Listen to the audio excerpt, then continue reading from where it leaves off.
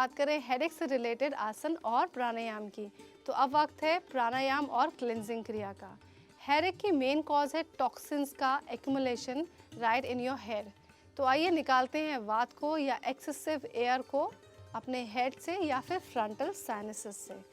तो साइनसेस को क्लीन करने की क्रिया है कपालभाति क्रिया। यहाँ पर हम फोर्सफुली एक्सेल करेंगे और पूरे लंग्स को खाली करके ये फ्रंटल एरिया से एयर बाहर निकालने की कोशिश करेंगे।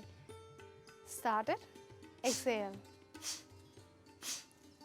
इसका असर फ्रंटल एरिया में जाता है, पेट में जाता है, लंग्स क्लीन करता है and this is being done automatically.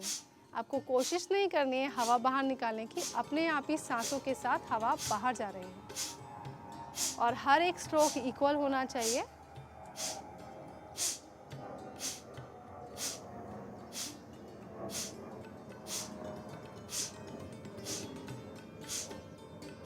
Come back slowly and relax here. Take a deep and long breath. जैसे ही आप वापस आएंगे, अगर एक्सेसिव वात है तो आपको लाइटनेस लगेगी सिर में और हो सकता है गले में और पेट में थकान लगे। तो पहले उसको रिलैक्स करेंगे, लंबा गहरा सांस भरेंगे।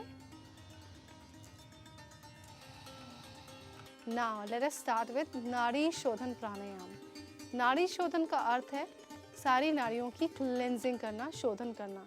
तो कोई भी बीमारी, हर बीमारी की वजह एक है टॉक्सिन्स का एक्यूमुलेशन। अगर ये एक्यूमुलेशन सिर में होता है तो सिर की बीमारी होगी, अगर ये एक्यूमुलेशन हार्ट में होगा तो हार्ट की बीमारी होगी।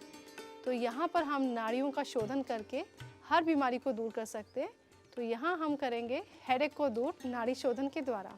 तो नाड़ी शोधन के लिए नासाग्र मुद्रा बनाएंगे पहले। Breathe in through the left and hold the breath.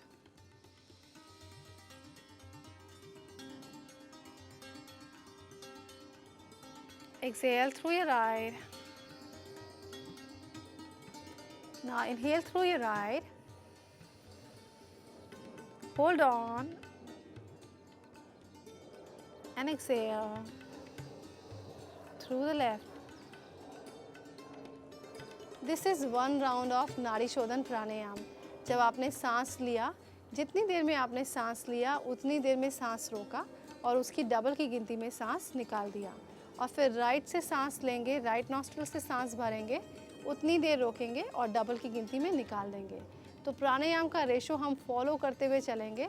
पहले 1 की ब्रीदिंग, 1 की होल्डिंग एंड 2 की breathing out, then 1 breathing in, 2 holding and 2 breathing out, then 1 breathing in, 3 holding and 2 breathing out. So breathing in and breathing out would be 1:2 and holding you can take it up till 4 time. लेकिन 4 time आप कब लेके जाएंगे? जब धीरे धीरे आपकी practice बहुत अच्छी हो जाए तब आप 4 होल्डिंग करेंगे और स्टार्टिंग में आपको 1 होल्डिंग करनी है। Only after you maintain a ratio of 1:2. So now take a deep breath and enjoy it.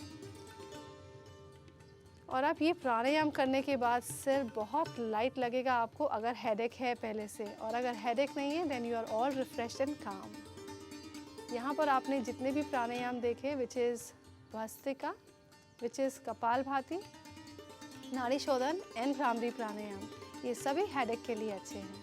और अब वक्त हो चला है सवाल आपके जवाब हमारे। मुरादाबाद से गजेंद्र का सवाल है, क्या योगासन करने से सर दर्द में फायदा होगा? गजेंद्र, आप जितना भी अपने आप को रिलैक्स करेंगे, ये आसन करेंगे तो सर दर्द के चांसेस बहुत कम हैं। क्यों? क्योंकि टॉक्सिन्स निकल जाएंगे, जो सर दर्द का कारण है हम उसी के ऊपर इफेक्ट कर रहे हैं, उसी के ऊपर काम कर रहे हैं।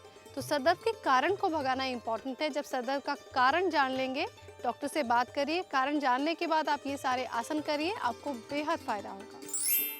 दिल्ली से भूपेंद्र का सवाल है, जब सर दर्द हो रहा हो तब योगासन करने से क्या फायदा होगा?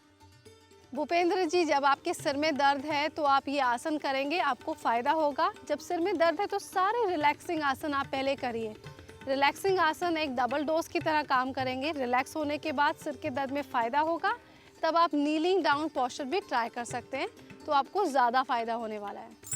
देहरादून से विनीत ने पूछा है, मुझे नज़ले की वजह से हेडेक रहता है, क्या योगासन करने से ये ठीक हो जाएगा?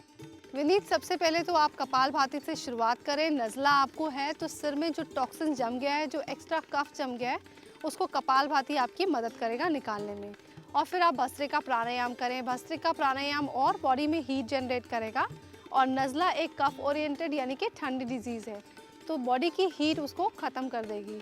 उसके बाद आप सारे रिलैक्सिंग आसन करिए, आपको बहुत आनंद आएगा और बहुत फ़ायदा होगा।